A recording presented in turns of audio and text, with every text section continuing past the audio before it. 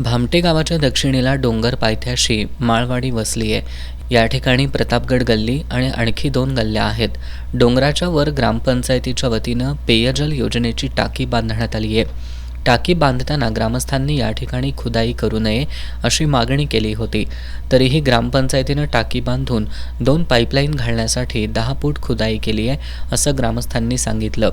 डोंगरात पाईपसाठी खुदाई केल्यामुळं मुरुम ढिसूळ बनला होता। यावेळी नागरिकांनी पाणी काढून द्यावे अशी मागणी केली होती, मात्र ग्रामपंचायतीनं काहीही ऐकलं नाही। आज 2:30च्या दरम्यान अचानक पावसाला सुरुवात झाली। ढगफुटी सदृश्य पाऊस झाल्यानं डोंगरातील पाण्याच्या प्रवाहाबरोबर डोंगर वाहून खाली आला। डोंगरातील गाळ, दगड, झाडं एका घरामध्ये शिरली।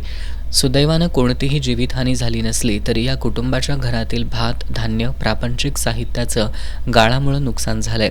दरम्यान सरपंच शिवाजी कांबळे यांच्याशी संपर्क साधला असता फिल्टर हाऊसचं काम सुरू असून उद्या पाणी जाण्यासाठी मार्ग करण्यात येईल असं सांगितलं।